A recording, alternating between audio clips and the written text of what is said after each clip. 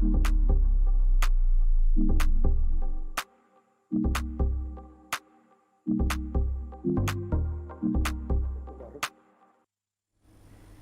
dellu si waat seen plateau sunu kaay yi fii ci sunu label TV ci xolu Sénégal ci xolu sénégalais yi ñu ànd ak yéen donc tous les jours lundi ba vendredi 10h ba 11h di waxtaanee li nga xamante ne mooy kaay yi xew ci biir Sénégal. Depuis semaine dernière ñu nekk ci li nga xamante ne mooy éducation duggoon nañ ci éducation ci biir kër yi ci société bi ak cof tuuti maanaam nekkinu école yi. Semaine bi nag ñu nar a waxtaanee maanaam xuus nag bu baax depuis lundi di waxtaanee li nga xamante ne moom mooy éducation bi ci biir école yi ak daara yi tey ñuy dalal donc monsieur Dieng bi nga xam ne moo nekk suñu wet di psychologue xam naa après bu paree di dama consulter Didier Lou ak Ourey conseiller au centre académique de l'orientation scolaire et professionnelle de Dakar. ak ki nga xamante ne aussi démb moo fi jaaroon muy monsieur Sarr di coordinateur donc des écoles en tout cas des directeurs d'école d'accord de Yoff ñu nar a waxtaanee li nga xamante ne mooy environnement maanaam lépp li nga xamante ne dafa wër ndongo daara bi moo xam ci école Jules Ferry wala donc si daara yi ñu leen di fàttali nag vendredi dañ koy réserver à lépp li nga xamante ne dafa jëm donc ci li nga xamante ne moom mooy daara yi ma leen di jaajëfal bu baax a baax nag ci ànd bi ngeen ànd ak ñun ak fidélité beeg message ak encouragement yi di woo en même temps ñi nga xamante ne ñoom ñooy sponsors yi ñu ñëw jàpp ci li nga xamante ne donc mooy liggéey bi laata loolu la Ourey nee nañ gan-ganale je pense que tu vas pas faire comme Didier Lou. Non jamais voilà moom teraanga sénégalaise xamu ci dara du dalal gan. dalal gan mais ñun donc dañuy dalal monsieur Dieng Alioune Badara Dieng nuyu nañ la. fay naa leen. madame Sène. di nuyu Ourey. di nuyu également téléspectateur sunu kaay yëpp. di am mbégte ak sawarte ñëw fii di waxtaan ci lépp loo xam si ni day laal njàngum xale yi. d'accord macha allah la Ourey. oui. noonu ma la jox monsieur Sarr laay jox monsieur Sarr maa la mbas noonu toogal monsieur Sarr salaamaaleykum. salaam. monsieur Sarr nuyu nañ la. maa leen di fay di nuyu ñooñu nekk ci plateau bi ñëpp di beral nuyoo monsieur Dieng di suñu xarit suñu conseiller comme ni mu ko waxee rek centre d'orientation nekk suñu partenaire boo xamante daf ñu jàppale lu bëri ci wàllu liggéey bi nuyu waat aussi seen téléspectateurs yi leen di suivre à travers seen émission suñu kaay. merci. merci beaucoup monsieur Sarr. man nag xam naa ne fu ay prof dajaloo fu ay enseignant dajaloo wax bi day bëri mais damaa bëgg nga waxal ma sa collègue yooyu noonu di wax à côté nga leen dañuy kaa ci éducation bi nañ wàññi seen baat ne leen man maa leen ko wax. ah d'accord ok la Ourey. waaw Fatou maa ngi lay ziar tey loo ma def dama la koy baal parce que l'italien bi naan say molto bella et per sempre sax nag mais tey moom da nga cee raw moom macha allah yal na yàlla la fal la cat tu es très belle. ayca ma ziar suñu mbokku téléspectateurs yi bu baax a baax ziar suñu gan gi monsieur Dieng ak si suñu maître bi nga xam ne moo fi génne léegi moom it ñu ngi koy ziar bu baax a baax a baax. monsieur Sarr di leen jox seen wàccuwaay ziar suñu mbokku téléspectateurs yi ñaanal leen yàlla defal leen jàmm ak ñi nga xam ne ñoo tëdd ci lalu hôpital yi. yal na yàlla wéral leen bu baax a baax a baax ñi nga xam ne mat le wuñu ordonnance yàlla may leen ordonnance bu mat sëkk. bu ko defee dootuñu fa tëddati ñi nga xam ne aussi tamit ñoo ne ci prison yi yàlla suñu borom teg leen loxo sàmb leen ba ñu génn fa bu ko defee dootuñu fa delluwaat incha allah rabbi waaye ne bàyyi rek ñëpp génn ñi deful dara ah non mais ñi def ak ñi deful ñëpp nañ leen génne kaso dafa métti kaso dafa métti nañ leen génne te ñu bañ a dellu ci liñ newoon waaw loolu moom dama ko bëgg donc voilà mi ngi noonu ayca ziar naa leen ngeen ñëpp ñu ngi lay delloo ziar yaa Seyda la Ourey Didier Lou je sais qu'il est dans les parages nañ jéem a xool rek fu mu fan la ko jant bi di tiim Didier Lou. Oui Fatou. Ah yaa ngi fi. Oui je suis là. Ah d'accord donc c'est bon tu as fini de prendre ton café ak lépp quoi. Oh, oui. Ah voilà et arrête de me tricher hein quand je mets du blanc tu mets pas du blanc. Voilà. C'est bon. nuyu naa la Didier Lou. Merci beaucoup Fatou nuyu naa la nuyu naa Ourey ak monsieur Dieng ci nekk ci plateau bi. di nuyu aussi tamit monsieur Sarr di leen jaajëfal bu baax a baax di kontaan ci yéen. di nuyu bépp sénégalais ak li ko wër di leen jaajëfal bu baax a baax di kontaan ci ñoom rawatina les fans de suñu kaay ak les téléspectateurs suñu label TV rawatina les diaspora immigrés yi di leen di kontaan ci ñoom bu baax a baax di leen nuyu Fatou.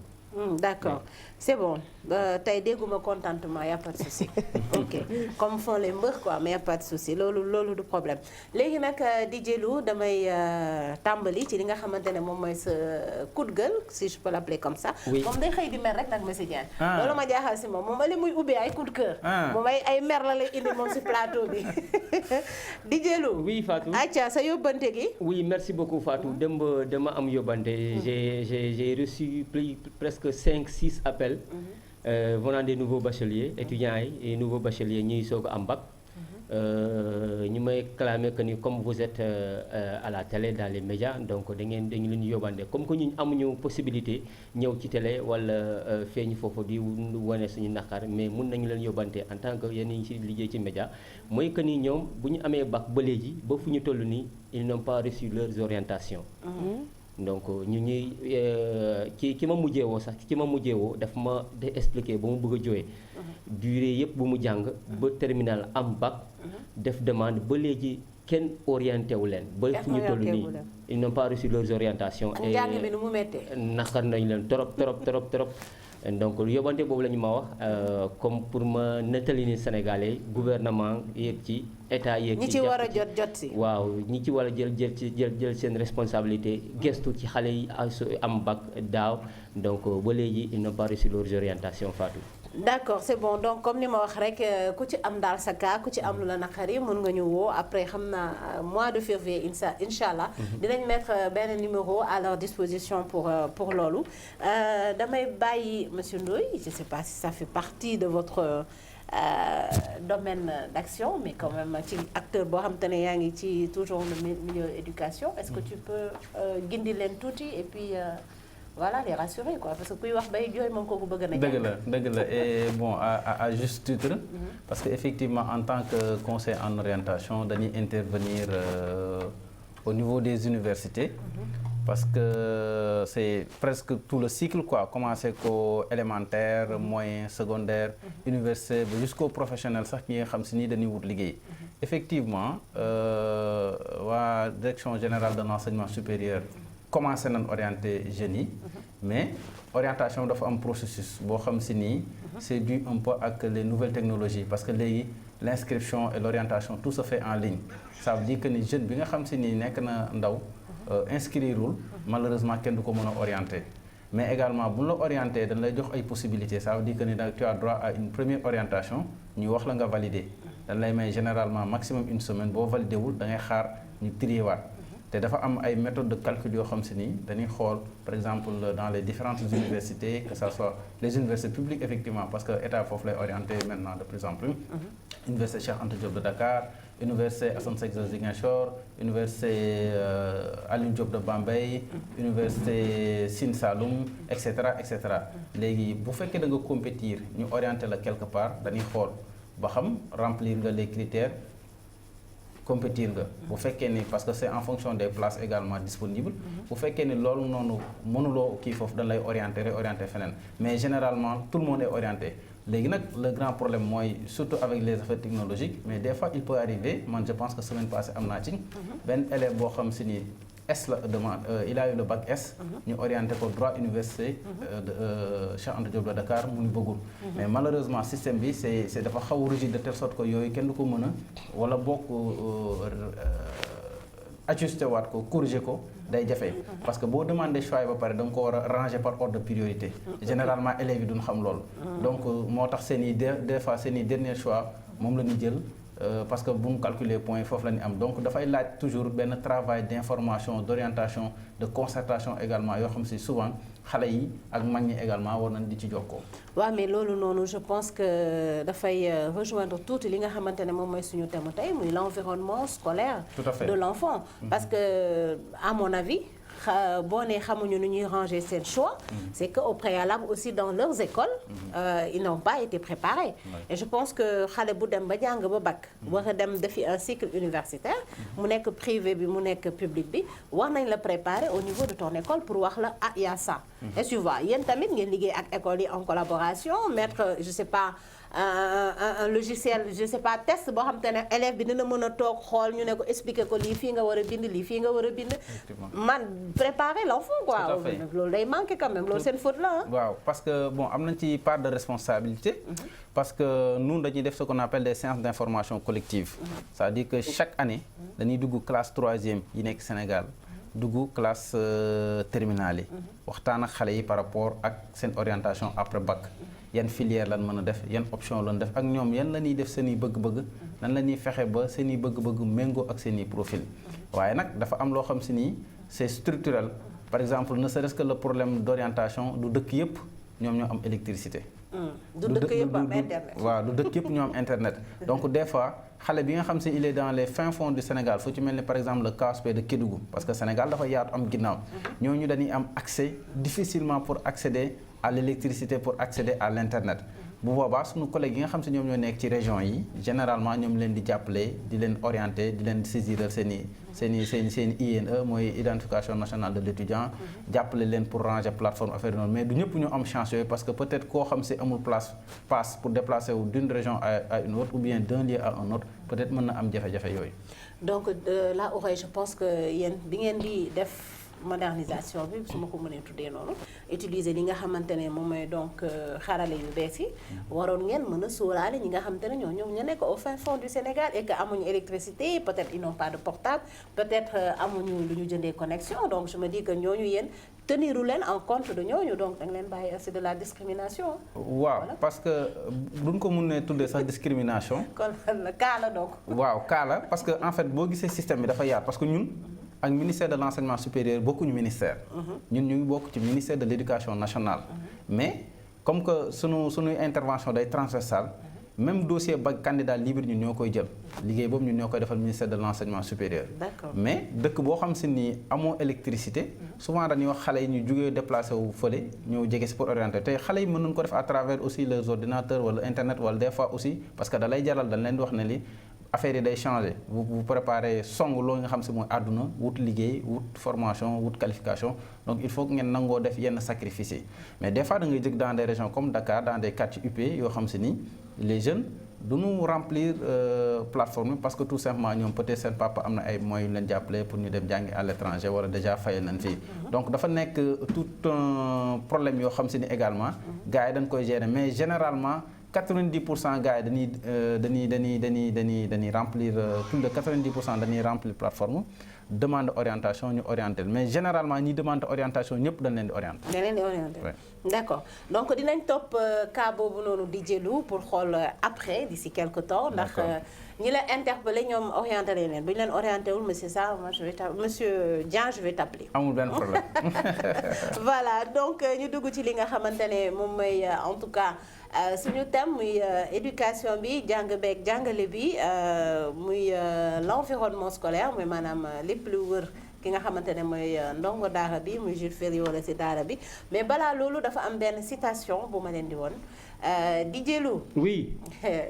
xoolal di citation yi dégg nga donc citation bi bu jàppandiwee suñu réalisateur bi voilà. L'éducation consiste à comprendre l'enfant tel qu'il est, sans lui imposer l'image de ce que nous pensons qu'il devrait être. DJ Lou, dégg nga ma? Dégg naa la waaw. Monsieur Sarr, vous m'avez entendu? Ah, d'accord, je vais commencer encore mon jeu d'hier. Kan moo bind citation bi? Il y a le bon café qui vous attend, hein, si vous trouvez. Monsieur Dieng, vous êtes de la partie. La Oreille, vous êtes de la partie. Monsieur Sarr. DJ Lou. Oui. dégguma ku ma ne damay wax de. Kenn bësagul. L'éducation consiste à... C'est pas Jean-Jacques Rousseau? Non. Monsieur Sarr. Monsieur Sarr, bul tonton Google de. Oui, monsieur Sarr. Ma ne bul tonton Google pour xam ku ko bind de. Allô, oui, monsieur Sarr, vous m'entendez? Voilà, ma ne citation bi bul tonton Google pour xam ku ko bind.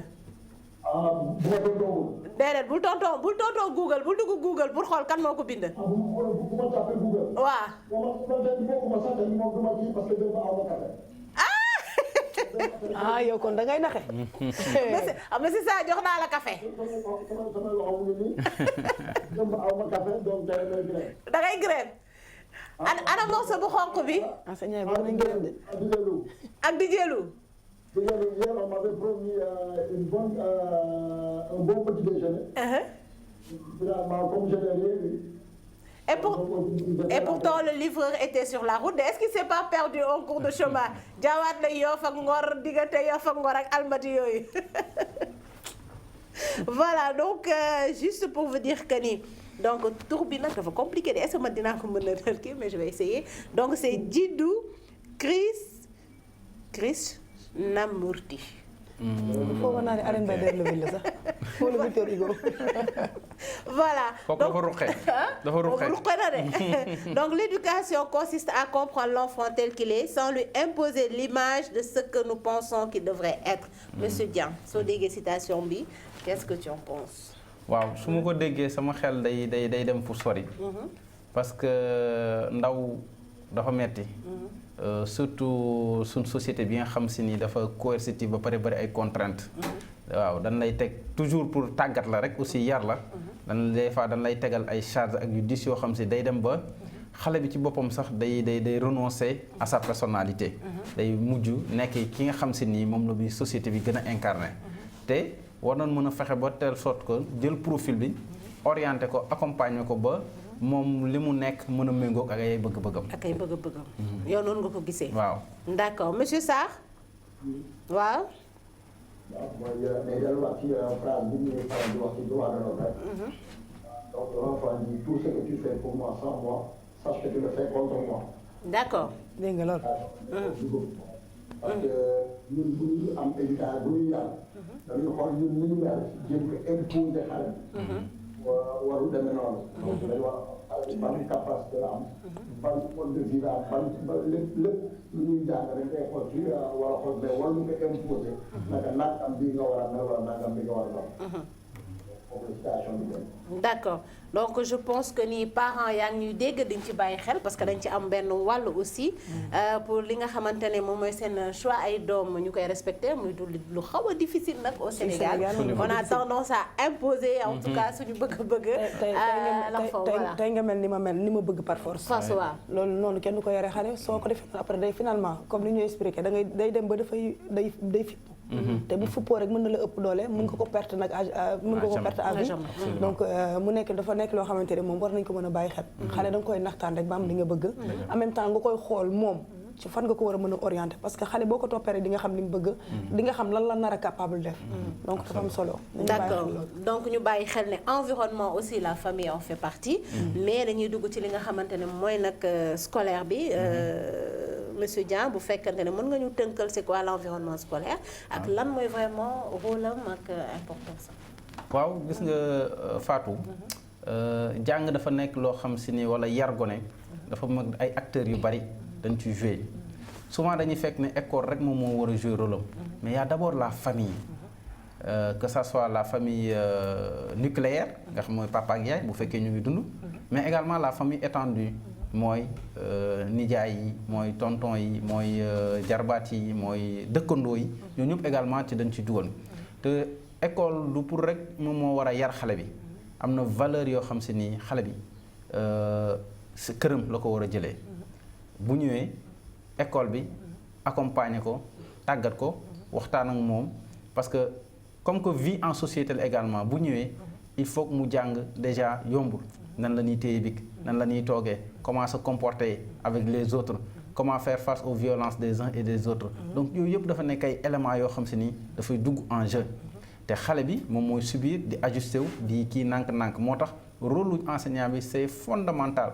parce que xale li mu gis rek moom lay jàpp bu fekkee yow da nga am nooy wane am beneen taxawaay day waroo moo tax enseignant bi aussi moom mu am rôle bu fondamental rôle bu difficile également muy yor xale koo xam si ni daanaka mënul dara nga war ko jàngal les béyaba nan lay def parce que quasiment dina def léegi 5 heures de temps des fois 6 heures de temps des fois même ci plus ci école bi boo jëlee li muy def ci yoonu trajet ak affaire yi noonu donc école dafa nekk loo xam si dafa fondamental te l'école de la république la ñuy wax maanaam valeurs yi nga xam si ni après état bi moom lay yare xale yi léegi nag autre chose la ak ndongo yi autre chose la ak daara yi parce que beneen approche la mais de plus en plus également ñu ngi seetlu ni ñoom ñu ngi xeex ngir dugg si parce que je pense que de plus en plus même concours général boo fa demee da nga fay fekk des jeunes yoo xam si ni ay kokki lañ jógee en tant que des ndongo daara mais dañuy comprendre que bu ñu wàccee alxuraan dañuy ñëw dugg ci école bi di kii di xeex voilà de la même chose également boo xoolee école catholique également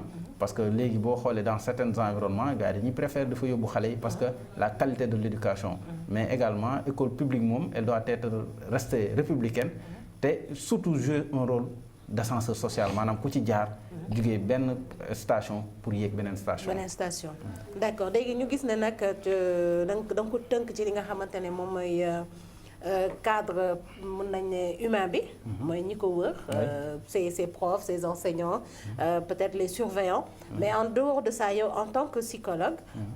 en dehors de cela lan moo war a nekk vraiment le cadre scolaire de l'enfant pour ñu mën a xam ne kii il a tout pour s'épanouir à l'école. absolument li ci njëkk bokk na mooy espace. boo ñëwee en zone urbaine dañuy am ay jafe-jafe parce que day xat. appartement yi day xat kër yi day xat. école yi également dañuy manquer espace. xale yi en fait pour développement li ñuy wax motricité am ay cëram. day soxla foo xam si day mën a daw. dana mën a dàqante affaire yi parce que loolu dafa bokk ci boppam. leneen chose mooy environnement bi aussi am sécurité aéré. am soleil am yaatu. ba pare am sécurité de telle sorte que Samba booy du mën a jóge fële dugg fa lépp luy gaañ wala luy lore nekk ci école bi du fa nekk. mais beneen menace bi nga xam si ni de plus en plus moo imminente mooy le développement de certaines technologies notamment le téléphone à l'école. parce que peut-être à l'école élémentaire demeewul noonu. parce que contenu yi amuñu benn maîtrise. xale yi mën a dugg ci Facebook di def ay yenn affaire de plus en plus sax da ngay gis ay cas yoo xam si ni booy dañuy def yoo xam si ni. publier ko partager ko. rey la dignité des personnes yi nga xam si ils sont concernés. rey également la dignité de leur famille de telle sorte que day nekk situation yu compliquées yoo xam si quand même. centre d'orientation yi dañ ciy taxaw avec l'inspection d'académie ak également les autorités administratives. pour régler ça. voilà d'accord léegi là Ourey ak DJ Lou si vous voulez intervenir mën ngeen intervenir même monsieur Sarr. bu fekkante ne tu veux intervenir bien rebondir ci benn wax mën nga tu peux le faire hein déjà yow en tant que directeur d'école est-ce que mën nga ñu wax quel est le cadre de ton école voilà le cadre scolaire et xale bi ñi nekk sa école. waaw au niveau de l'école élémentaire. comme ni ma ko waxee léegi nag cadre bi moom dafa war a nekk loo xamante ne dafa war a adéquat pour l'école. pour les élèves. donc cadre dafa war a accueillant pour que ne xale yi bu ñu ñëwee mën ci nekk à l'aise. muy vidéo yoo xam ne xale yi dañuy toog à l'école. dafa duñ ko toog seen i kër. kon lépp dafa war a nekk ci ay conditions yoo xamante ne xale bu ñu ñëwee day nekk à l'aise. donc loolu moo ci côté bâtiment yeeg yi gën a doon. bu dee ci wàllu personnel. au niveau de l'élémentaire nous avons le directeur et le chef d'établissement. nous avons aussi les adjoints. mooy les maîtres clés en main yi nga xam ne day nekk dans les salles de classe. mais aussi un personnel subalterne boo xam ne ñoom les femmes de charge ak ñoo xam ne ñooy gérer nettoiement des salles de classe et des toilettes. parce que maintenant parmi ñi xam naa après dañ ci bëgg ci waxtaan ci biir. ñii les adjoints aussi seet kenn wala ñaar ñoo xam ne loolu la ñuy nommé comme point focal. mooy nekk point focal boo xamante ne. lu bëri nday daara daal wala bàjjenu gox. dans les structures. ci biir école bi. biir école bi. d'accord.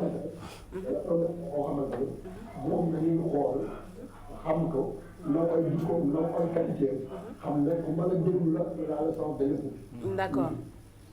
def ko mu doon koo xamante ne moom lépp loo xamante ne moo jëm ci wàllu lu sensible moom moo koy traité ak xale yi moom la ñu wax dans point focal.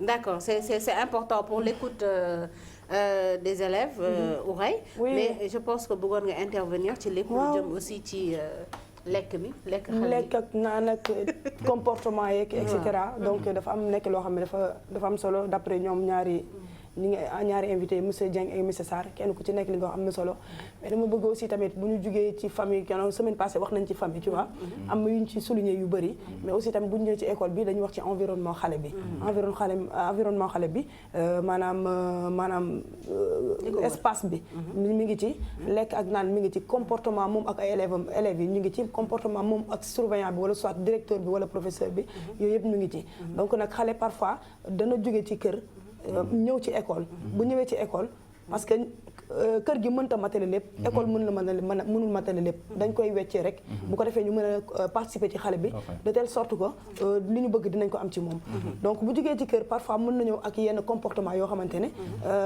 du neex ci xale mais duñ ko comprendre parfois buñ ñëwee mën nañ am nu ñu ko beddee tuuti wala soit noo xam ne benn comportement bu ñu am ci wala soit néewal ko doole ba mu far tëju nag kooku élève boobu du mën a jàng bu baax tu vois en même temps aussi tamit ci li nga xamante ne mooy digganteem ak élèves yi day nekk koo xam ne ku ñuy napp la tout le temps day faible bu ko defee amaana sax mën na nekk ku xelam màcc ci jàng mais li muy jëlee seen biir kër ni ko prof bi di accueillir ni ko ay moromam di def rek mën na dem ba nekk koo xamante ne tey jii dafay day réservé wu donc mu nekk loo xamante ne tamit soxla wuñ ko ci xale dañu bëgg xale boo xamante ne buy dem bu jógee ci kër la mu fay bàyyi bu ñëwee ci école bi na ko fàtte parce que professeur bi loolu moo ko fa teg je pense que enseignant bi loolu moo ko fa teg maanaam enseignant bi bàyyi xel ci yenn xale parce que damay gis xale yu bëri dañuy dund lu mel noonu parce que ñun ñi ñëpp jaar nañu ci ndaw dañuy gis ñu bëri ñoo xamante ne dañ ciy dund non parce que xale yi nañu lay napp nangu sa goûter naa jël exemple ci man sama doomu directeur école daf ma daan napp heure bu ma génnee dafay jël sama goûter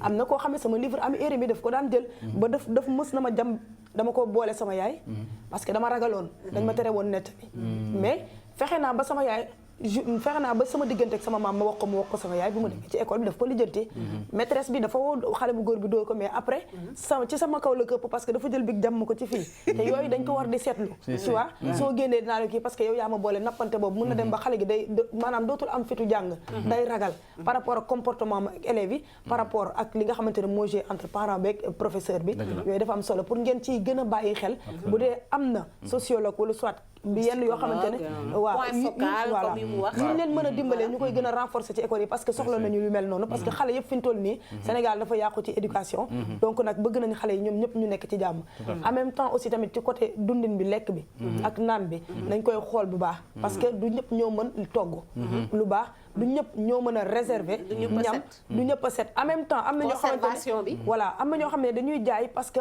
seen quantité la ñuy wër utuñu qualité alors boo wut quantité nu la neex ngay defee te xale yi dañoo jógee ci kër ñëw ci école pour jàng donc waruñu fa jëlee benn intoxication tu vois munoo jaay sa ñam bu subaa nga dem ma congelé ko ginnaaw suba nga ñëw tàngalaat ko jaayaat ko demaat congelé ko parce que ça m'est arrivé benn jour boo xamante ne ni lekk naa mburoog tom boo xam ne fam lañ set te boobu xale laa woon yooyu yëpp dafay am non parce que ku génne di nga lekk buñ nangoo sa lekk nga daw am benn 10 francs dem jëndee ko benn pinton alors pinton 10 francs amatul de non mais 15-10 nga doon jënd 15-10 amoon na mais non juste rek pour kii la pour damay tënk nii rek parce que xam naa ni moom amatul voilà tu vois nga dem jënd nga dem jëndee ko sa laas boo xam ne war nga mën a lekk parce que saako bu deful dara du taxaw fii ba suba parce que barki dem yaa ngi rey ñëw fii ak man mais li ngay wax yëpp mënu ma koo dégg parce que ndekkeegu ma dafa metti voilà donc yooyu lañ mën ci bàyyi xel mu si waxaale ay doléance may kaaw ñu dimbali xale koy bàyyi moom muy lekk balaa voilà même crème yi ñuy jaay di ko sol parce que parfois dañuy xool rek quantité nuñ ko defaree rek moom nu mu gaayoo ñu jaay ko rek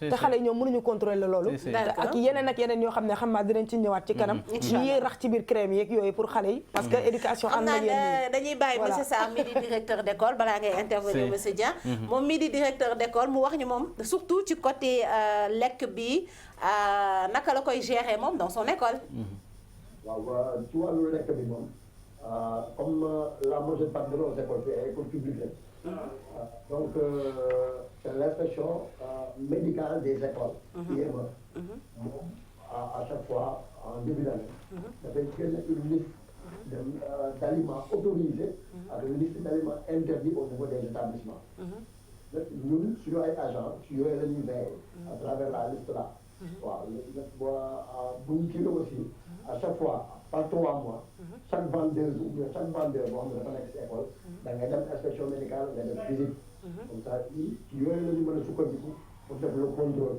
am sa carte de visé nañ ko. ndax tu es en règle. ndax maa yi ngay jaay ndax c'est autorisé parce que comme ñun aussi jàll du ñu ay médecins. mais am na ñu liggéey ak ay médecins mooy liggéey ma.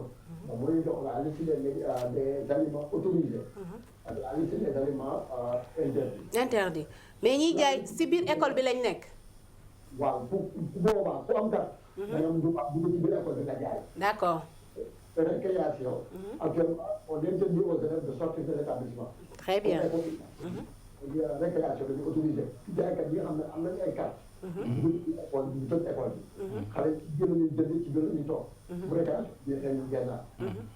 maintenant nag am na école yoo xam ne ñoom ils sont beaucoup plus avancés dans la dans ci biir ñoom noonu. parce que ñoom ils ont instauré la cantine scolaire. Très, je pense que c'est très important.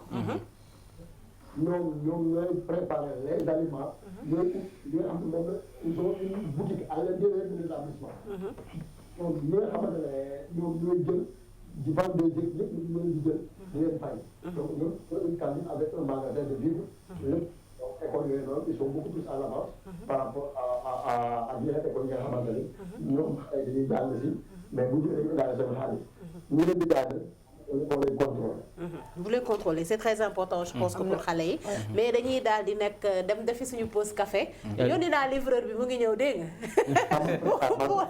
voilà pause café def benn pause café bu ndaw dugg page publicitaire dellu si waat sa donc si plateau bi.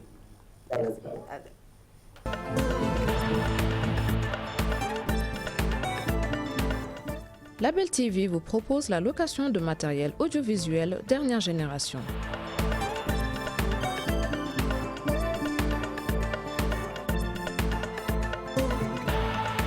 Caméra, écran géant, travelling, jeux de lumière. Vous êtes producteur de contenu, annonceur, découvrez notre sélection d'accessoires, d'équipements en passant par la régie, la post-production et la diffusion sur nos chaînes.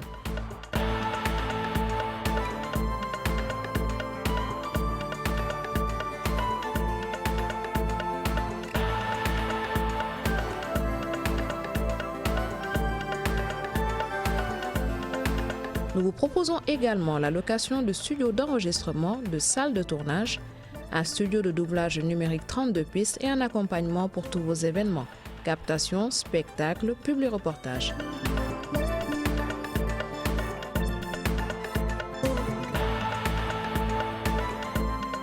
Contactez-nous au 78 296 22 22 ou écrivez-nous à l'adresse commerciale@labeltv.com.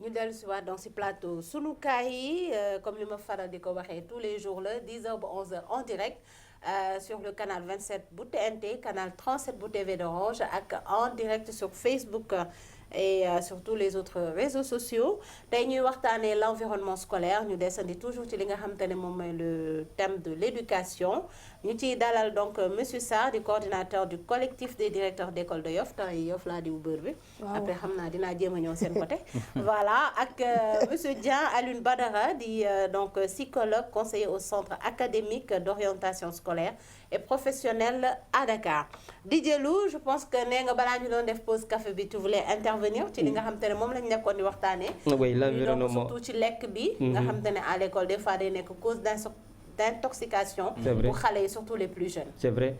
C'est vrai Fatou, c'est très important si on parle de l'environnement du scolaire. Et voilà, moi je vois que c'est le comportement d'abord avant tout.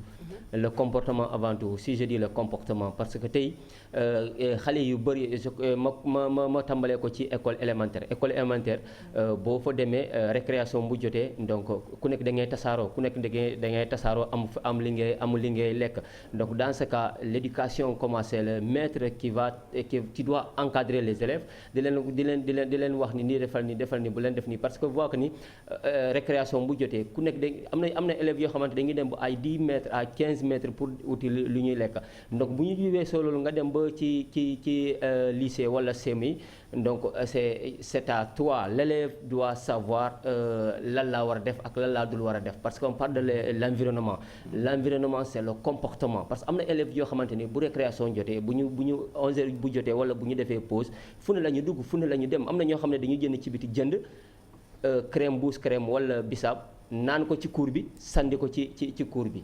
Donc alors qu'on parle de l'éducation on parle de l'éducation le comportement nga jënd ci biti même si l'État n'est pas mis en place li nga war a li lekk ci biir cours bi lépp li nga war a jënd li nga war a soxla ci jënd bi ak lekk yi nekkul ci biir école bi ci biir cours bi mais bu fekkee ne moo ngi ci biti donc mais mën nga jënd ci biti dem jënd li nga war a lekk mais nga lekk ko proprement.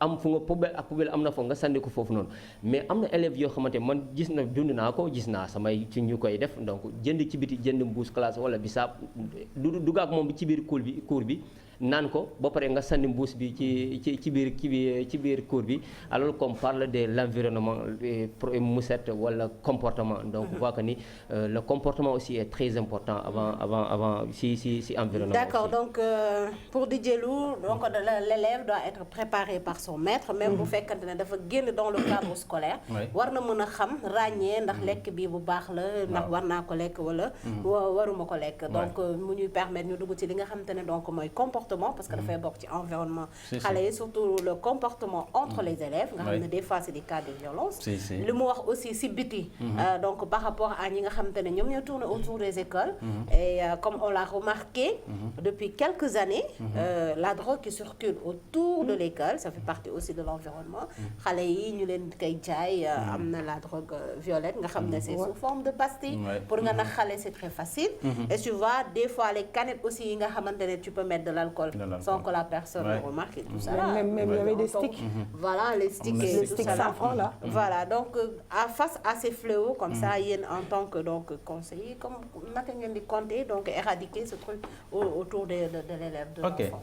En réalité Fatou là Ouré dafa am lu am solo lu mu wax bala may dig un peu sur le comportement mooy ce qu'on appelle l'écoute active maanaam xale yi nañ leen di déglu c'est important que ça soit ci famille que ça soit à l'école parce que am na relation booy am ak moom xale du la mës a wax soxlaam mais war nga mën a ubbeeku wàcc ba tolloog niveau pour que moom bu amee lu ko jaaxal mu mën la ko jàllale parce que loolu moom moo lay permettre comme ni ko Sarr waxee ñu identifier ci biir école bi ay nit ñoo xam si ni duñ gëdd duñ yuuxu mais dañuy naxante xale yi ba ku ci am leen lu la jaaxle dina ñëw mën la ko exposer te même ci biir famille duñ déglu xale yi yow li nga bëgg sa doom nekk rek moom nga koy imposer damaa bëgg nga nekk médecine parce que yow peut-être yow en tant que parent doon nga rêver nekk médecin mënoo ko nekk nga ni forcé damay sama bëgg boobu dama koy continuer ci sama doom bi loolu day poser problème donc na ñuy déglu xale yi ci seen i bëgg-bëgg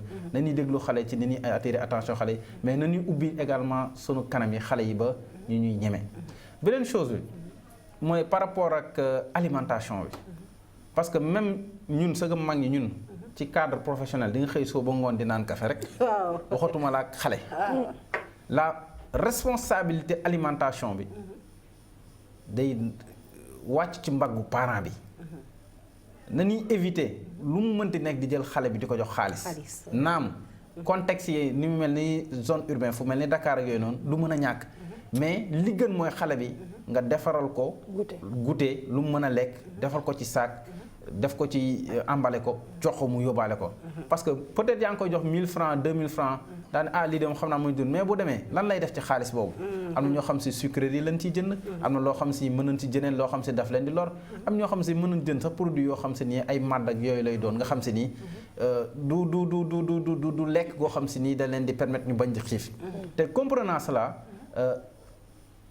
Olof Njaay day wax naan reer bu suur dina tax boo tëddee gént léeg-léeg da ngay gis benn xale boo xam ne si day xiif moom mooy waral say contre performance scolaire peut-être mu ngi nekk kër goo xam si duñ ko jox mu lekk duñ ko jox mu naan say ni moyen demeewul noonu parce que yooyu ay réalité la boo demee dans le Sénégal des profondeurs et même fii biir Dakar da nga koy gis moo tax à un certain moment donné l'État avec les partenaires doon noon toggal goûter ak añ élèves yi mooy cantine scolaire cantine scolaire yi waaw effectivement di leen toggal ñuy lekk il faut ñu dellusiwaat parce que dafa nekk intrant pédagogique boo xam si ni dafa day indi équité déjà ci biir école parce que ñii peut-être seeni parents am na nii moyen ñii demewul noonu beneen affaire bi c'est surtout par rapport à l'environnement comme ni ko Didier lu waxee généralement dañoo seetlu ni école yi jigéen ñi yor ñooy gën a set macha allah ñooy gën a naat ñooy gën a am ay poubelles mais loolu dafa nekk loo xam si ni c'est fu ñuy raxasee seen loxo yi c'est les toilettes. surtout les toilettes parce que jigéen ñi également surtout que même góor ñi du yëpp toilette leen mën a dugg il faut veiller à ce que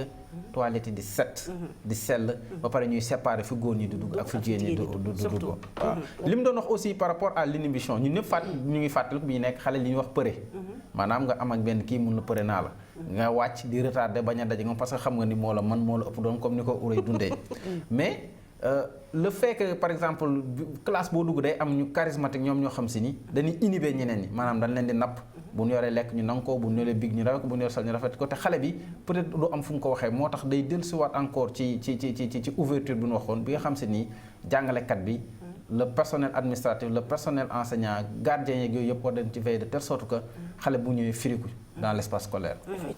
Maintenant oui.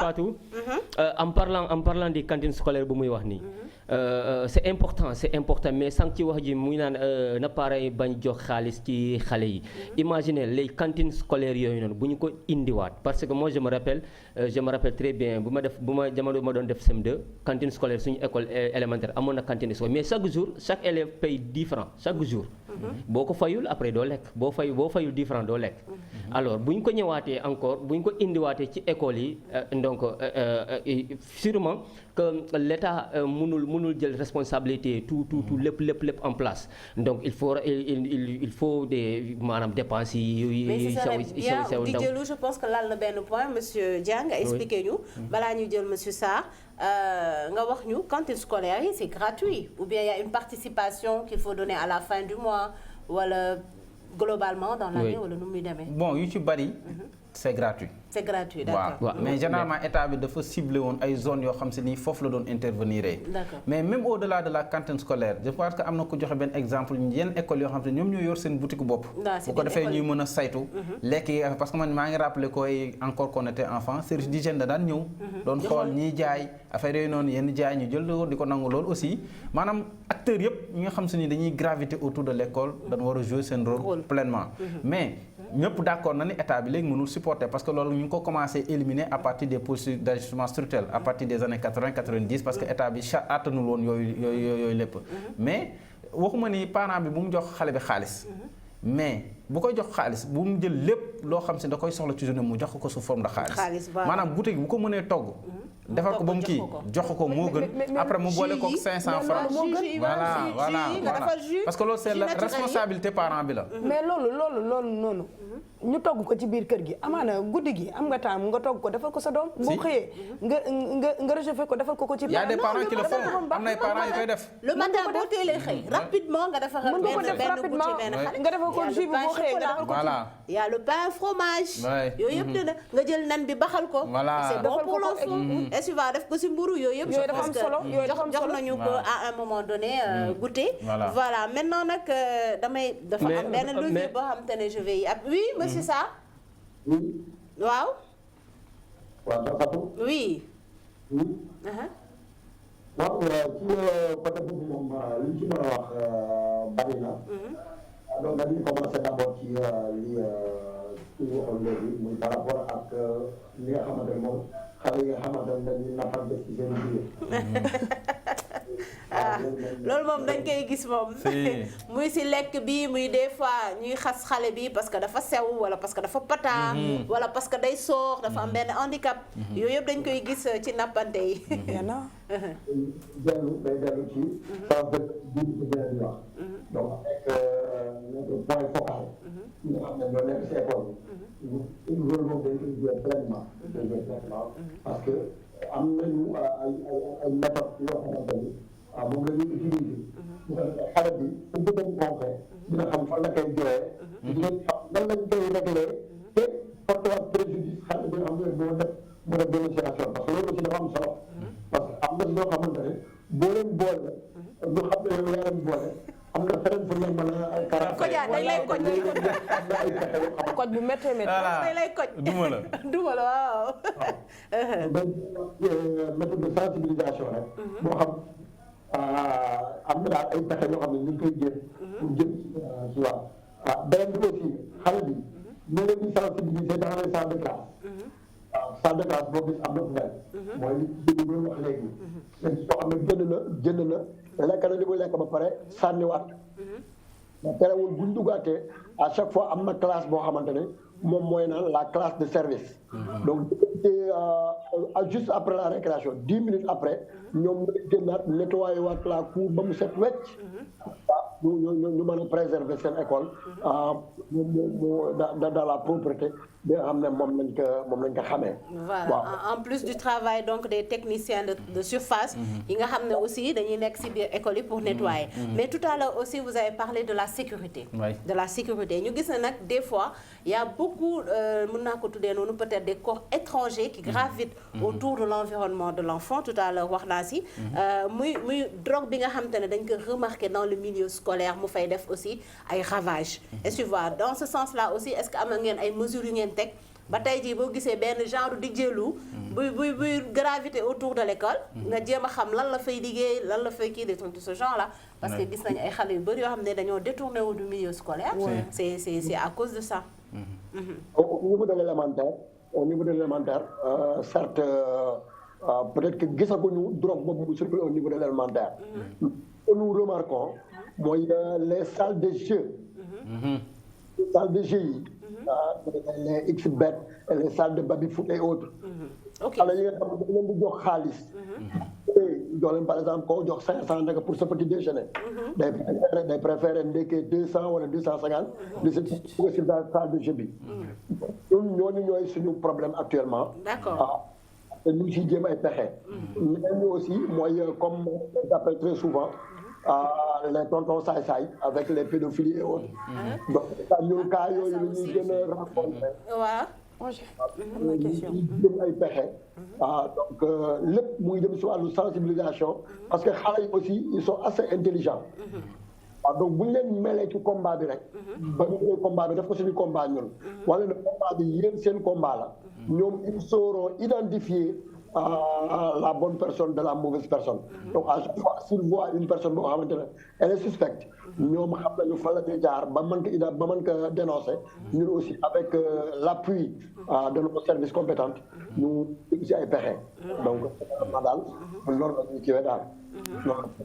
Inch'Allah. D'accord. Monsieur Dieng, donc en tant que psychologue, ce phénomène-là qui commence à waaw parce que en réalité loolu en fait lu mën a nekk la peut-être mën na jël ay niveau yoo xam si ni c'est marginal mais conséquences yi ñoom ñoo désastreuses parce que drogue moom baaxul ci lenn moo tax ci day ñëwaat rek day nekk continuité par rapport ak sécurité déjà fi xale yi nekk mu am mur école bi am clôture di tëj di fermer mais également xale yi ci boppam ñu responsabiliser de telle sorte parce que léegi état bi aussi def na effort ci côté boobu teg ce qu'on appelle des gouvernements scolaires c'est-à-dire que ni dañuy jël oto yi ñun à l'époque Club Fosco la doon wax mais léegi c'est des gouvernements scolaires day am président am ay ministres am et ils font des élections ils font ay élections léegi ñooñu également rôle yi ñu war a jouer mooy identifier les risques mais bu ñu ko identifier également ñu may leen benn prox ndoll boo xam si dañ ko mën a dénoncer. D'accord. bu ko defee le directeur d'école le principal le proviseur ou bien le chef d'établissement de façon générale également moom dina mën a contacter à qui de droit parce que également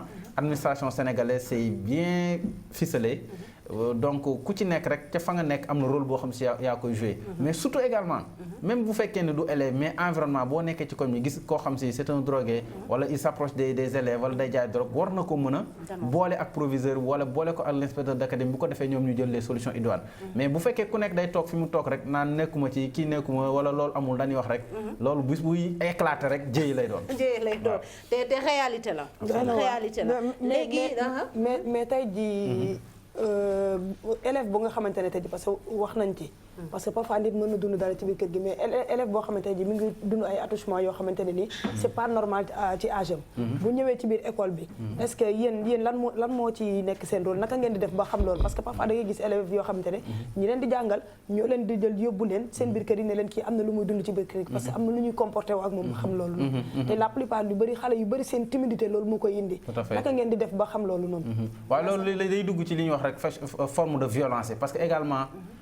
configuration surtout zone urbaine aussi rurale plus ñuy gën a dem muy gën di xat am na ay profils yoo xam si ni ñu ngi émerger ci kër yi ñu ngi émerger ci daara yi ñu ngi émerger ci écoles yi ce sont les pédophiles les attouchements et cetera te généralement sax moo xale bi dañuy am ay relations de parenté yoo xam si ni souvent du ko mën a boole mais comme li directeur wax léegi également moo tax ci école bi ñu war a teg ñoo xam si ni ñoom ñooy seetlu xale yi koo xam si da daan xëy chaque jour du ñëw à l'heure jekk ba caag commencé di retard koo xam si da daan am ay notes jekk ba caag notes yi di commencé waaj koo xam si daal am na luy intrigué ci comportement moom war na ko mën a identifier bu ko identifier mu woo ko dans l'intimité parce que aussi yu ci bari yooyu noonu dañ koy gérer avec beaucoup de discrétion wax ko yow lan la ubbil sa kanam pousser ko waxloo ko ba mu ñëw voilà léegi bu xasee ba confier nag léegi à partir de ce moment le chef d'établissement moom day jouer rôle am woo convoquer le parent convoquer l'élève la personne incriminée ñoom nag après ñoom ñooy xam ba xam ban niveau lañ ko yóbbu mais ñun fi ñu mën a intervenir après c'est dans la prise en charge psychologique de cette personne ki nga xam si am na jafe-jafe yooyu après nan lañ koy jàppale ba mu mën a réintégrer waat nekkaat nit nan lañ koy jàppale également ba àddunaam bañ a yàqu parce que même am na ñoo xam si nii ñu ngi dund ay vices wala di ko teg ay nit c'est parce que quelque part dans leur enfance ils ont été victimes voilà ça aussi day am ne ko ça aussi day am oui waaw monsieur Sarr waaw juste pour confirmer ce que vient de dire monsieur Dieng pas plus tard que l'année dernière les points focaux yooyu ma doon wax ne moom mooy nekk au niveau de l'établissement ñu si bari nag doon ay jigéen parce que nee na ñu ne jigéen mooy yaay moom mën a am sens de l'écoute mais aussi am na ay góor yoo xam ne ñu ngi ci ñu si bay c'est quoi ils ont été formés l'année dernière au mois d'octobre non au courant du mois de 2022 dafa nañ leen benn formation d'abord ñoom déjà am na ay qualités yoo xam ne ràññee woon nañ ko ci ñoom ñu gën leen consolider wax leen nan la ñuy mën a traiter ces cas de parce que on les appelle les VAN mooy violence abus négligence et exploitation faite aux enfants donc école yi dafay lutter contre toute forme de VAN ci loolu nag comme ni nga ko waxee rek gouvernement bi moom am na ay pexe yoo xamante ni wala am na ay système yoo xamante ne mu ngi siy xeex léegi nag comme loolu nag lépp nag moom day delluwaat si sens de l'écoute bi nga xamante ne moom la point focal bi war a am parce que ki nga xamante ni mooy am mooy subir yi loolu dafa am loo xam ne loolu la ko maître bi di wala enseignante bi nga xam ne moo koy jàngal loolu la koy remarqué soit da doon ñëw à l'heure jékki-jékki ñëwatul heure mooy yi nga xam ne moom la fi monsieur Dieng cité léegi yooyu nag bu amee de loolu bu commencé am rek après moom il va intervenir après remonter information bi d'abord lii jëkk mooy nu ñu mën a encadrer xale bi psychologiquement ba loolu du ko def traumatisme ensuite ñu xool degré bi ba xam fan la toll parce que ak lu mën a xem tamit am na foo xam ne bu fa eggee il faut ñu yóbbu cas bi si yoon ñu def cas bi si yoon te bu boobaa il va falloir que ñu informer la famille informer ñi nga xam ne ñoom ñëpp la ñu war a informer ñu mën a yóbbu cas bi si yoon mais li si jiitu moom mooy la prise en charge de l'enfant te loolu yaakaar naa ñu ngi si bàyyi xel bu baax a baax a baax a baax au niveau de nos établissements ici. D'accord merci beaucoup monsieur Sarr monsieur Dieng li ñu jagleeloon ci suñu heure presque jeex na mais dañuy ndax keppe émission bi nag avec la bonne humeur puisque dañuy rester toujours dans l'éducation muy njàng meeg njàngale mi je demanderai donc suñu réalisateur mu tegal ñu suñu benn courte vidéo ñu déglu français yi nga xam ne làkk nañ ko foofu xam naa moom yéen gars yi bu ñu ko déggee daal mooy loolu ñu tëjee ko li nga xamante ne donc moom mooy vidéo bi Bill si c'est disponible ñu reetaan tuuti. Je leur dis demain le taximan demain tu m'as reçu mon enfant ou pas c'est quoi le grève de qui non quand il fait le grève je le paye ma chaque loyer de taxi pour me recevoir mon enfant chaque une heure grève générale la. c'est quoi le entre de grève ça c'est quel problème lu grève bi lan moo ci problème. yow yokk essence bi de. le kilo de essence c'est combien. le kilo de essence c'est combien moom la ñuy ndax keppee li nga xamante ne moo nekkoon suñu émission bi éducation njàng mi njàngale mi l'environnement scolaire am na yu bëri nag yoo xam ne waxuñu ci les infrastructures autres mais xam naa comme li ñu wax rek yemul si benn dinañ ko gën a yaatal la prochaine fois parce que éducation moom kaa la boo xam ne ça va revenir en tout cas voilà donc monsieur Sarr kii moom waroon na ñëw sa école nga formé ko ba bàyyi la nga tàggatoo. waaw comme li ñu jagleel ci wàllu waxtu jar na. dem remercier waat ci confiance bi ngeen am ci ñun ba dañoo invité. yaakaar ne liñ fi wax amal na njëriñ askan wi. di leen gërëm di leen sant di nuyuwaat ñi nga xam ne ñoo nekk si plateau bu baax a baax di leen jox dig daje ba beneen yoon incha allah merci beaucoup. incha allah rabbi merci monsieur Sarr mu nekk le coordinateur du collectif des directeurs d'école de Yoff monsieur Dia. waaw di leen gërëm kilo essence ñaar lay jox. est-ce que waxul 1000 francs. kon baax na. waaw di gërëm ñëpp di leen sant ci vraiment invitation bi madame Sène di gërëm également ñi nga xam si bokk nañu ko ak plateau bi La Oreille madame Sarr DJ Lou. vraiment monsieur Sarr dina la monsieur Sarr waaw aussi bon mbégte leen am en tout cas teew fii di leen wax ni en tout cas ñun centre d'orientation scolaire bu Dakar ñu ngi fii nos portes vous sont ouvertes et que bon service public la ñuy dem donc gratuitement la ñuy déplacé woo gratuitement lay ñëw participer ci émission mais également prise en charge gratuitement lay doon. di leen jaajëfal di leen jox dig daje ci diir bu gàtt. ci diir bu gàtt incha allah comme ni nga ko waxee dinañu dellu si waat gën a yaatal li nga xamante ne mooy éducation njàng meeg njàngale mi ak tout ce qui gravite autour tey nag ñu doon waxtaanee li nga xamante ne moom mooy environnement scolaire bi faites attention les parents qui sont à l'école les enseignants qui sont aussi dans les écoles ak les élèves entre vous aussi soyez attentifs au comportement de ñi nga xamante ne moom ngeen di partager l'école c'est très important les frères comme on dit dans les écoles les badians comme ni mu koy wax point focal yi ñooñu tamit am nañ ci wàll bu baax a baax xam naa yeneen pàcc yi nag dinañ ci ñëwaat ci beneen émission di jëlu La Oreille donc man maa leen di tàggool après ngeen wax ma kilo essence ñaata lay jar ci kaw loolu ñu leen di jaajëfal bu baax a baax ci ànd bi ngeen ànd ak ñun seen émission di leen di jox dig daje incha allah suba ci beneen wàll ci li nga xamante ne toujours moom mooy éducation.